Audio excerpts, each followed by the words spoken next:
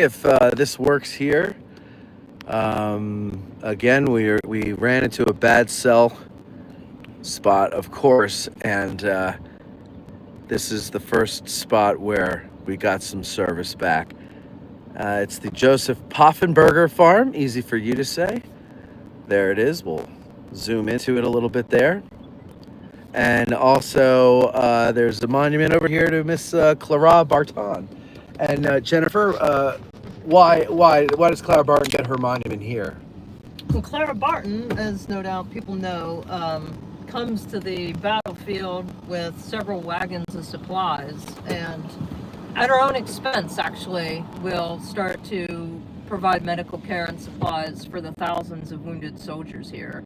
And evidently, imagine just kind of the urgency of the situation, that evidently they were using corn stalks as bandages because the situation was so bleak. So her efforts on her own initiative and at her own expense undoubtedly provided much needed care for scores of soldiers.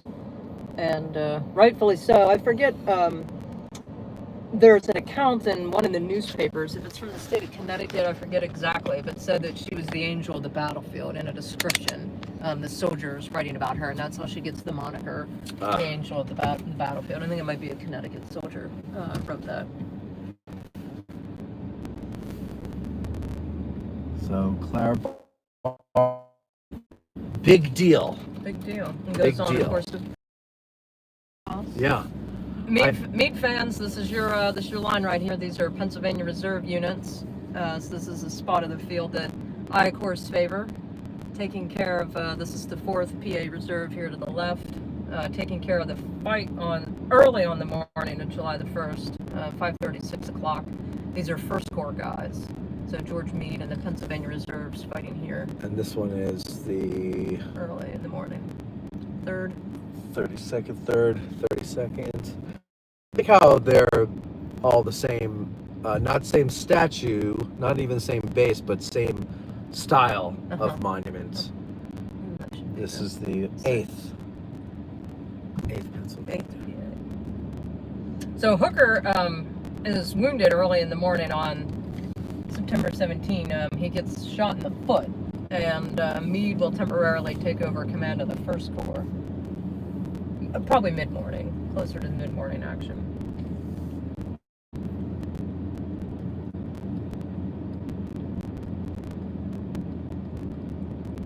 One of your listeners was asking about books. Of course, Scott's book, Definitive, as we all would agree.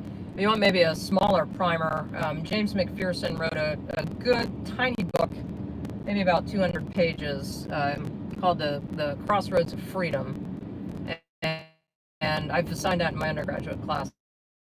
It's actually a nice primer, and then maybe move to something a little more thorough like Scott's book. And there's a Gleam of Bayonets. Is that one of them? That's kind of one of the standards, yeah. Yeah.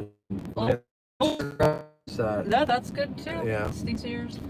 And there's a good book on the civilian experience for those of you who like to add a little layers or dimension to your reading, called When Hell Came to Sharpsburg by Stephen Cowie, Cowie, which is also very good to see what the people of Sharpsburg and surrounding communities experienced when this cataclysmic event came to their doorstep. Ron Morris says, bringing a friend to our tour. He has never been to Gettysburg or Antietam before. Have a tour scheduled with Jim Hessler, so he gets to meet Jim and Scott on his first trip. His cup will runneth over.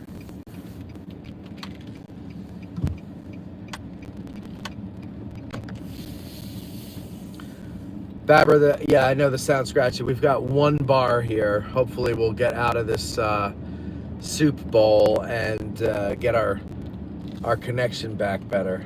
Here's your Mansfield marker, y'all, on the left. Jane Mansfield. Jane Fonda took a view of that. Fonda. Jane Fonda posed on an anti-aircraft gun right over there by the Jane Mansfield monument. Yes. On a Confederate anti-aircraft gun. Right. Do you want to meet at the West Woods or the VC? And I get a reply is the Viet Cong. Yeah, I'm a little stupid. Which way do you want to go? Straight or down cornfield? Let's go down the cornfield. All right, we're going to go down the Probably cornfield. see that iconic stop. And this is the East Woods here. So this is where, so we're going to walk from the visitor center to here, the East Woods, Yep. along the Smoketown Road, and then we're going to go from here to the West Woods, which is a distance of 42 miles. So bring your walking shoes. So just like at Gettysburg, they've got these iron plaques here. I'm assuming these are also put up by the War Department, or no? Yeah, and the preservation story here unfolds very differently than it does at Gettysburg. I don't want to derail that, but this is much more of a specific sort of singular track effort that the War Department spearheads. People like Ezra Carman, which is kind of the pioneering, maybe John Batchelder or Emerby Cope equivalent. And a lot of the Antietam battlefield actually was purchased in the last 20 or 30 years by the folks at the Battlefield Trust, Okay. which is a wonderful preservation story. Yeah. And if any of your listeners have been here generations ago, or a little bit older maybe, they could kind of recall these preservations and these big tract purchases more in our recent lifetime. Yeah, the trust got like what, the stuff across the street from the visitor center, right? Yeah, Shafe, thanks for that, Michael. What is it? Safe Historic Antietam Foundation, Shafe. Tom Clemens and Dennis Fry, huge movers in preservation efforts here. Of course, Dennis Fry, longtime park historian at Harper's Ferry, who is related to the Poffenbergers. So this is a site very important to him. But those kinds of people make these efforts possible. John Reedy says, dude, you just passed me on the cornfield. I'm sorry, on Cornfield Ave. Yeah. So there you go. Hey, John, how are you? So what is the guy there with the sword? That's the 13th New Jersey, is that right? Or What's the 13th? is it a New Jersey regiment? Third. Third. I knew there was, no, wait. Oh, Well, it's the New fourth. Jersey Brigade. Brigade Marker. Okay, that's what it is. Third, fourth. Who else? Who the hell else?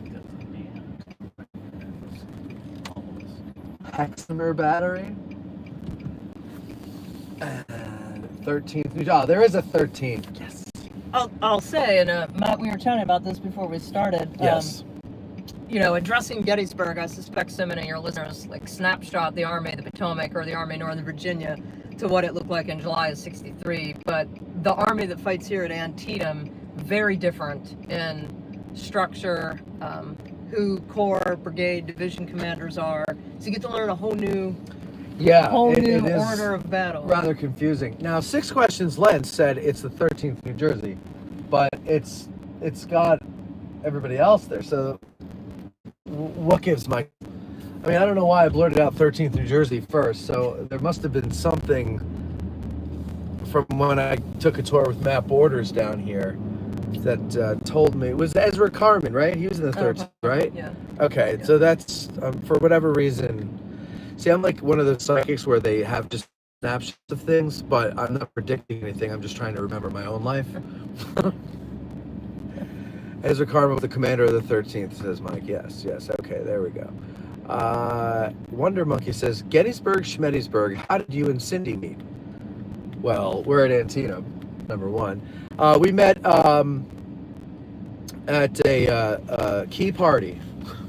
No, I'm just kidding. Should we go in here? A Francis Scott Key Party. Yeah. We were celebrating Philip the Star Barton Spangled Banner. A Philip Barton Key Party. No, we met online like everybody else. The bar of the 21st century. We met online, phone, went on a date. Cindy's like, you'll do. And here we are 2 years later. Settled ever since. Yeah. She's been kicking herself ever since. Who is this? The Philadelphia Brigade. This is Philadelphia Brigade Park. Who's commanded by John Philadelphia. at this battle? Who commands the Philadelphia Brigade? Let me see if I know this. Do I know it? Oliver Otis Howard. Right. So we think of him, you know, as 11th Corps commander, and now here he is. Huh. Earlier in his career, commanding a That's brigade. quite a jump in the- 10 months. in the Second Corps. And of course, he's not a Philadelphian or a Pennsylvanian. Right. That's what I mean about, we have this tendency to snapshot these armies. Yeah. With our favorite battle, which is often Gettysburg. But man, the culture changes, the army changes, the commanders at different levels change. Well, from Antietam to Gettysburg, the change is quite drastic. Dramatic. And then from Gettysburg to just, I don't know, just the start of the overland campaign. Yeah, it's a completely different army. By the end of the year, it's a completely different army. So this is not related to Antietam, but I'll make this quick point. The Army of the Potomac that starts the Peninsula Campaign in the summer of '62, compared to the Army of the Potomac that starts the Overland Campaign in the spring of '64, about no more than 33% of those men are the same. Same 2 years, Yeah. right? 33% of them that start fighting in the wilderness were there when they started in the spring of '62 for the Peninsula Campaign. Jeez. So substantively, different armies, different culture, different mission. And then here we are at the Drunkard Church. And the tour, I guess, is going to go back in here. This is the West Woods. Are we going to go this way, or are we going another way, do you know? Did he say where we would end? I think in here. And I suspect we'll go into the Philadelphia Brigade Park. But Yes, he did say that. Spending some time Yeah. over here as well. I don't know how you could, right? Well, yeah, the West Woods, to be sure, where we just drove through, and Scott said this on his promo video, Sedgwick's guys go in with, 5,500 men in his division, and they will lose over 2,200 in Yeah. the space of 20 minutes. All in these woods-ish. I think 6 questions should take the guide exam down here. Because as we're talking about things, he's just throwing out facts. Let me give you a couple of them. Where was the first one there? Okay. Gorman, Dana, Howard, the brigade commanders in Sedgwick's division. Mm-hmm. Like real nerdy stuff, right?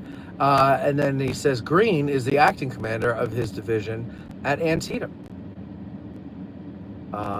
What else? I think, Mike, you should, every place that has a licensed guide program, you should just go and take the test. Because he knows all this stuff. His brain is a steel trap. Mine is like a colander. a steel colander. Serves a purpose. It serves a purpose, but what, to forget things as a mind? I don't know. Where do we want to go from here? Can we see the Lion Monument? I'm gonna see the 15th Let's go see the 15th Is that, I gotta go out to 65? Yes. Okay. We'll see if we can get out there and see it and not lose our service. Dunkard Church, what was that, in the 1920s, was hit by that severe storm and it was restructured.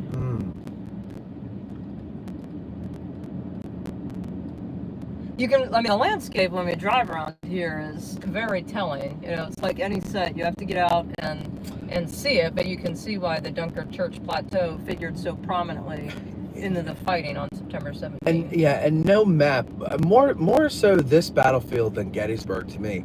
No map really captures what the terrain is like here, because all it is rolling hills. Yeah.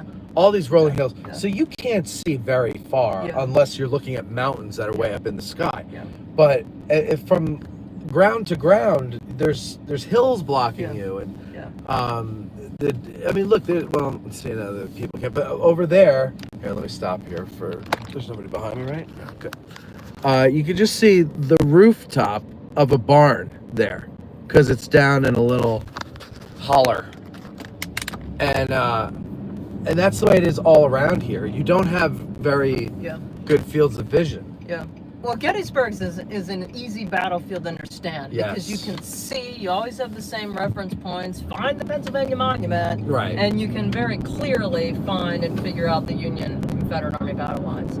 I very much share your opinion on the landscape here. It's maybe disorienting sometimes. Yeah. How about Mission 66?